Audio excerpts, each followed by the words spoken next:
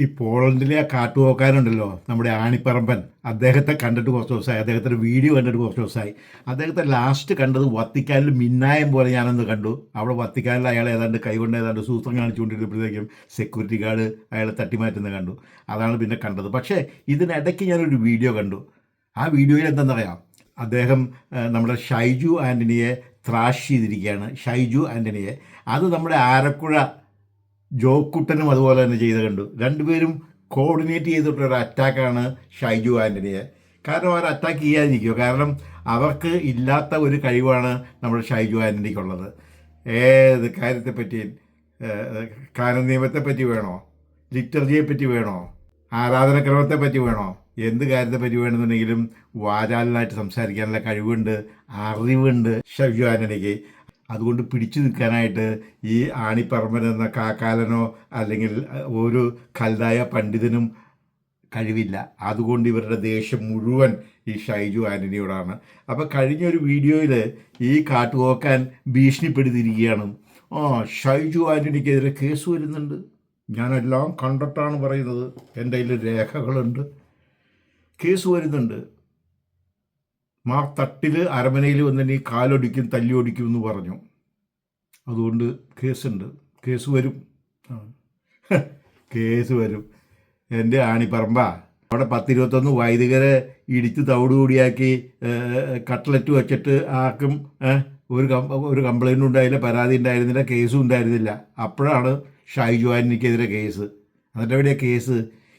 മനുഷ്യ, ഈ ആണിപ്പറമ്പൻ എത്ര കാലമായി പറയുന്നു? 34 വൈദികർക്കെതിരെ നടപടി വരുന്നുണ്ട്. കടലാസ് വത്തിക്കാനിലേക്ക് പോയിട്ടുണ്ട്, വത്തിക്കാനിൽ നിന്ന് ഓർഡർ വന്നിട്ടുണ്ട്. അത് ആലഞ്ചേരി പിതാവ് ഇവരോടുള്ള സ്നേഹം കൊണ്ട് ഹോൾഡ് ചെയ്തിരിക്കുകയാണ്. അവർക്കൊരു ചാൻസും കൂടി കൊടുത്തിരിക്കുകയാണ്. ഈ ചാൻസ് ഇത്ര സമയം കഴിഞ്ഞാൽ അവരുടെ ക്ഷമ തീർന്നു കഴിയുമ്പോഴത്തേക്കും അവരെടുത്ത് പ്രയോഗിക്കും. മിക്കവാറും 36 അച്ഛന്മാരെ മഹറോൻ ചെല്ലും. മനസ്സിലായില്ലേ? മഹറോൻ ചെല്ലണമല്ലോ. ഇങ്ങനെ സഭയെ അനുസരിക്കാത്തവരേൻ, ബിഷപ്പിനെ അനുസരിക്കാത്തവരേൻ, മാപ്പാപ്പയെ അനുസരിക്കാത്തവരേൻ തീർച്ചയായും മഹറോൻ ചെല്ലും. മഹറോൻ വരുന്നുണ്ട്. അതിൽ 11 പേരെ ഉടനെ പുറത്താക്കും. ബാക്കി 25 പേർക്ക് പിന്നീട് കൽപ്പന വരും. ഇവരുടെ പണിഷ്മെൻറ്റിൽ നിന്ന് പാഠം പഠിച്ച് അവർ മനസ്സ് തിരിഞ്ഞ് ക്ഷമ പറഞ്ഞ് വരികയാണെങ്കിൽ അവർക്കെതിരെ പരിപാടി ഉണ്ടാകുകയില്ല.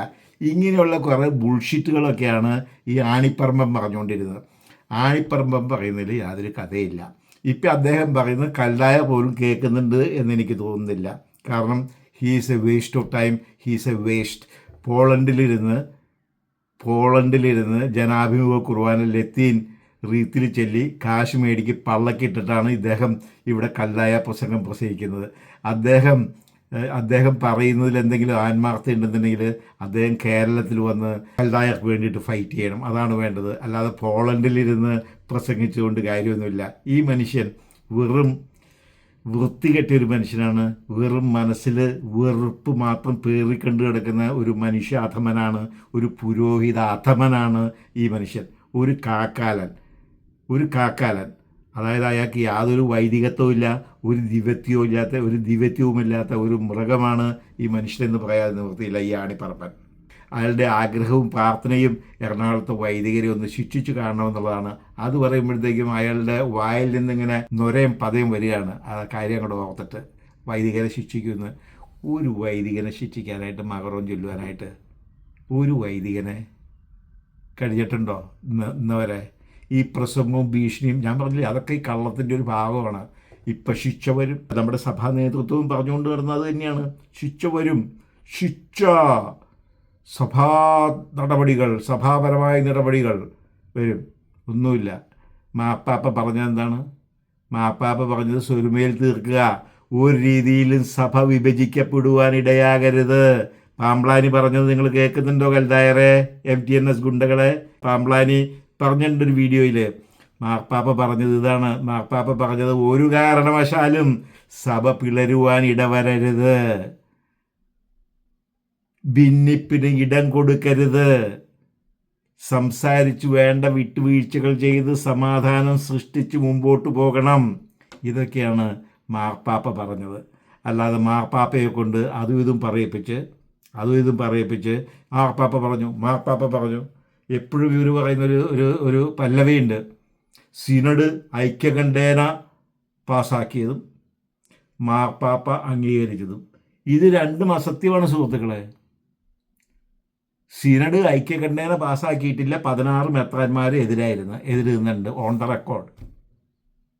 പക്ഷെ അവർ പറയുന്നത് എന്നാ, സിനഡ് ഐക്യകണ്ഠേന പാസ്സാക്കിയതും മാർപ്പാപ്പ അംഗീകരിച്ചതും മാർപ്പാപ്പ കൽപ്പിച്ചിട്ടില്ല.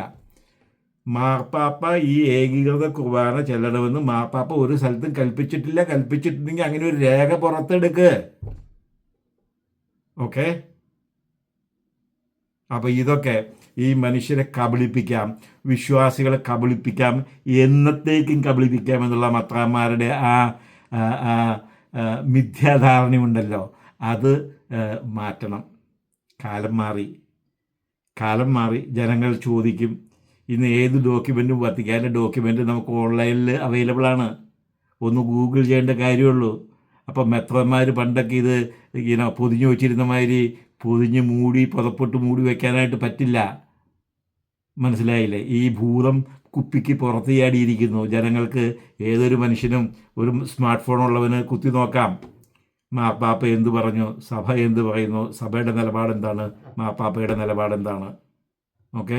അപ്പം അങ്ങനെ വിശ്വാസികളോടും സഭാമക്കളോടും കള്ളവും നുണയും മാത്രം പറഞ്ഞ് 100% ക്രെഡിബിലിറ്റി പോയ ഒരു ഗ്രൂപ്പാണ് നമ്മളുടെ സഭാ നേതൃത്വം, നമ്മളുടെ സിനഡ് ഉൾപ്പെടെ. എല്ലാ ബിഷപ്പുമാരെയും ഞാൻ പറയുന്നില്ല, ഒട്ടുമുക്കാലും. പക്ഷെ ഒരു കാര്യത്തിൽ അവരെല്ലാവരും തെറ്റാണ്. ഒന്ന്, ഒമിഷൻ. കമ്മീഷൻ 2 സൈസിലുള്ള തെറ്റുണ്ട്. കമ്മീഷൻ ഒരു തെറ്റ് ചെയ്യുന്നത്. 2, ഒമിഷൻ ആ തെറ്റ് ചെയ്തിട്ട് അത് ചൂണ്ടിക്കാണിക്കാത്തത്.